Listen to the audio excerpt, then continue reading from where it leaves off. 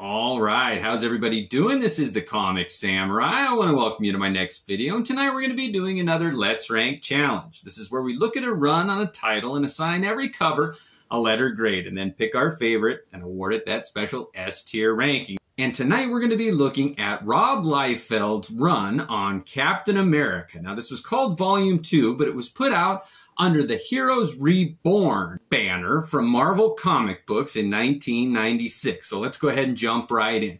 First up, we got this issue number 1, and a lot of people mistakenly think that that really controversial piece of Liefeld art was one of the covers in this series, and it was not.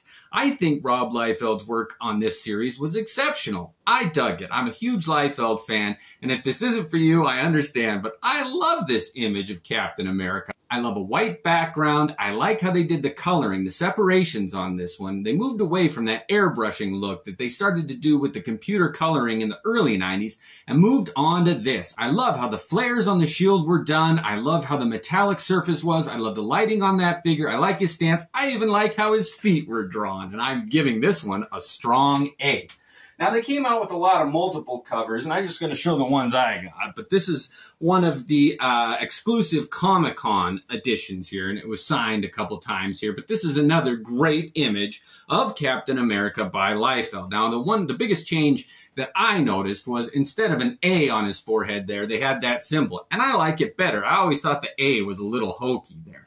This is another beautiful image, and it's just symmetric enough to catch your eye. The white background, I love a simplistic cover when you're going to introduce a new look for a character, and this premiere issue number 1 is also another A. I love that cover. Now, like I said, this was kind of a controversial series here, and if you want to look into the history of all that, I'm sure there's other videos. We're just going to be looking at the covers here, and this issue number 2 was one that a lot of people did not like. Just because of that floating head there was a big issue, and I gotta agree, that is a little bit distracting. But if you didn't notice that, and you just looked at the overall image on this cover, I think you'd find that it's a pretty well done cover. I really do like this one. Again, the coloring. Something about the way Liefeld draws the expressions and the teeth, and the action coming out at the viewer there. I like the lighting on the shield again. I like how Steve Rogers' clothes have been shredded there. I like the red skull in the background. I even like how Nick Fury was drawn in the background there. I love when they put an eye patch on a character and it works. And Liefeld can do that unlike anybody else. Everything in this cover works for me except for that little face, and I'm giving this one a B. All right, now Liefeld did not stay on this the whole run, but he did do this cover on issue number 3, and it is one of my favorites. I feature this one in all of my villain covers because it's the first one that comes to mind, along with that amazing Spider-Man with Sabretooth done by McFarlane. But this one, done by Liefeld, introducing his version of Crossbones on the cover.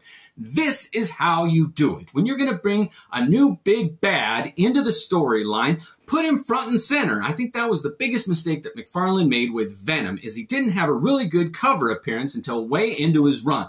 But let's kick it off. If you're going to have a first appearance, if you're going to introduce a character, do it like this. Put him front and center there and put the reaction of the hero to him. I know it's his back, and I would have rather seen his facial expressions, but the body language says it's all there. The coloring, the lighting on Crossbones' shoulders there. I love the illumination. I love a new take on this classic villain. I'm giving this one a very, very strong A. These are some of my favorite covers here, and I just can't get enough of some of them. This next one, number 4, was a crazy image. They don't even introduce this villain until the very end of the storyline. I think his name was Mr. Man or something. Terrible name on him. But he did have a good look. He looked like Strife or Cable almost. But you've got Captain America here battling him. I like when two figures are facing off on a cover. I like the white background on this. They kept that kind of style in the first 3 covers. They all kind of had a very similar look that tied the series together, and it worked for me. I love this cover. I can't find much wrong with it. I'm giving this one an A. All right, next up we got issue number 5 here, and this is where Liefeld introduced a new character of Bucky in the middle there. And if you're going to bring a character back, do a whole new reimagination of it, or a brother or something. Don't bring back Bucky Barnes. And they did a great job here introducing a female version of Bucky. I love Sam Wilson's Falcon there. I love Captain America, the stars in the background, the trade dress, everything on this works. It's another great image. Liefeld has such an ability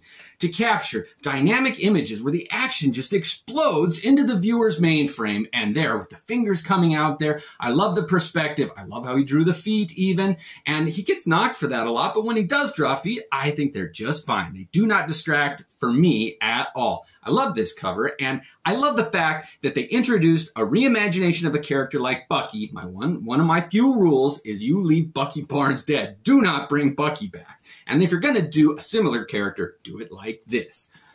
Giving that one an A. Next up, we got issue number 6 here. And this was the last one that Rob Liefeld did. And I think it's a shame. I would have loved to seen the whole story done by Liefeld. But this one does have an interesting image with Captain America standing tall in the background. And this is very close to that divisive piece of art that he did. That most infamous piece of comic book art. This is as close as it got to being on the cover. And nobody ever has a problem with this one. I think that other piece really gets an unfair shake. I love this image there with villains on it, fighting him, the layout of it, the colors. I think it all works. Even though there's overlapping images, the inking was done in such a way that there's enough separation you can tell what's in the background, the midground, the foreground, the action on this one. I love it. I'm giving this one another A.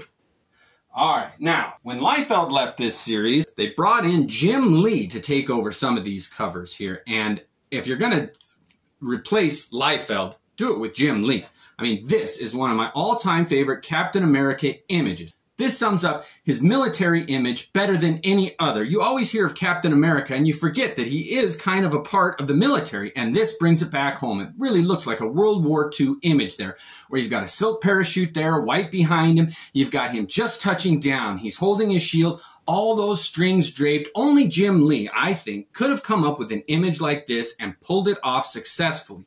It is just such a flashbulb image that captures the feel, flavor, and tone that this comic book was going for. I can't say enough good things about this. It's one of my favorite works by Jim Lee, and it's one of my favorite Captain America images of all time. I sing this praises over and over. I love this cover. It's an easy A.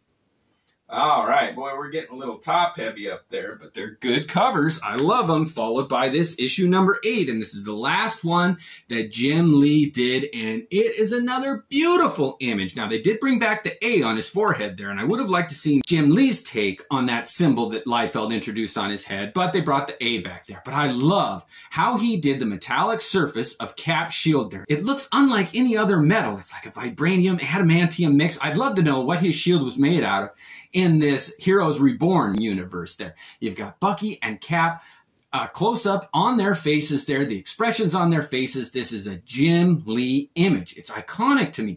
This really is a great image. I think it's underrated. I know you've heard that a lot. I sound like a broken record, but these are great covers. The story, it was fun to look at though. You open these and every page, you couldn't wait to see the next images. It was like splash page after splash page of Liefeld art when he was doing the interior. Unfortunately, he didn't do the interiors on this one, but the cover, I am giving this one another very strong A. I love that image. All right, next we moved on, and they got some of their other artists to do the covers here. But this issue number 9, I feel was just an uninspired image. I think that they were in a crunch to get it done, and it came out fast. The image of Captain America fighting some nameless generic villains there, the lighting. You went from the red, white, and blue motif and these bright, bold colors to this murky brown, green, yellow flames in the background. It was just such a jarring shift that people stopped buying it and dropped off left and right. I really think they killed the momentum that they had going with this cover here. It's a big fail for me. I'm giving this one an F. And the only reason I give that an F is because I can't give it a G. Next up, we're moving on to issue number 10. And this is another one that just makes my blood boil. Apparently, this is an homage to a Steranko image, but I do not like the take on that. If you're going to do a Steranko image homage, you better be rocking. You better bring something new to it. This only detracts from Steranko's work here. That image, the coloring, the inking, the style, this is everything bad about the 90s. Summed up in a comic book for me, and this is another one that I'm confident earns an F. What a divisive group of comics. I either love them or I hate them. And this issue number 11, guess how I feel about this one? I'm just going to say F. And this one not only is just mediocre art on the front, but they pulled a gimmick here that nobody liked. Whoever thought that this was a good idea, oh man, they should not be in the comic industry. They put this little fold on the cover, so you think that it's a fold out. You're like, oh, maybe the gatefold cover will be better. Well, guess what? It's just an advertisement. And it's not just the other page, but they put a bunch of text trying to recap the story on here. Nobody reads those, and nobody likes seeing extra advertisement taken up on their cover space. Look at how they trimmed a little bit of the cover off to make that gatefold there. They didn't do themselves or anybody else any favors by doing that on the cover of that comic book. What a terrible gimmick. But guess what? They didn't learn their lesson. FFF. They did it again in this issue number 12. Now, while this is a bit of a better image here, and I would not give it an F if they hadn't included that terrible gimmick of the fold-out advertising again. Look at this cover. You can see that they've cut off a bit of the image, and you're like, oh, maybe it's a fold-out gatefold cover. Guess what? Nope. An advertisement. And I think they did it just so they could explain what the story was going on. But you didn't buy these for the story. Nobody sat down and read a novel before you jumped into a comic book. If the advertisements were good, like maybe it was a special advertisement or it went along with the cover, I'd be able to forgive it a little bit. But this issue number 12, the penultimate issue, is a fail in my book. I hate to be so hard on a storyline and some covers. I mean, somebody put their heart and soul into these covers. I get it. But the execution of it did not work on any level. Now, this is issue number 13, and it's the final one that wrapped up that Heroes Reborn storyline, and it eventually kind of went on to the Heroes Return storyline later on. But this was the last one in Captain America's Heroes Reborn, and it was such a dismal end to it. I didn't care about the story anymore at this point. It got so convoluted and lost, they could have done 8 pages fold out with ads, and I wouldn't have read it to try to get caught up. It didn't have any of the good artists, writers, nobody left on it that I respected or liked. This is another fail for me. All right, now that we've ranked all of those covered, let's go ahead and look at the ones in the A tier and award one that S tier ranking. We've got Jim Lee. Oh, that's going to be hard to beat. Liefeld, what a great image here, coupling with Cable. I forgot to mention Cable was on that one. You've got, oh, that great introduction of Bucky here. You've got Mr. Man, a Captain America villain and hero. I love that. Oh, the introduction of Crossbones. That's so great. This one image of Captain America and Bucky together there. Oh, with his blonde eyebrows there. You don't see that very often. I love that little detail that Jim Lee put in there of Steve Rogers' blonde eyebrows poking through there. And these two first introductions. Oh, I do like that.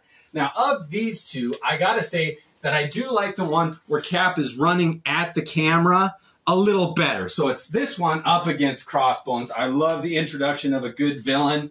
And then again, this Jim Lee one here. These are my 3 favorites, and we're going to decide which of these is my all-time favorite on this run. Oh, Jim Lee. We got Liefeld with Crossbones. It's got to be between these two. If I had to pick one, which, okay, I hate to say it, I don't pick covers that feature villains very often, but this one takes the cake. I think that Liefeld's depiction of Crossbones was perfect. He's one of my favorite villains. He had street smarts, the one thing that Steve Rogers was lacking. He really did just offset Captain America in every way that Cap needed to be tested. And this cover, the body language of Cap reacting to that huge towering figure of Crossbones there, it just doesn't get any better than that for me. I love this cover, and I'm happy to give it my S tier ranking. Well, thank you for joining me tonight. Let me know if you have any other runs, artists, storylines that you want me to review. Thanks again, and have a great night.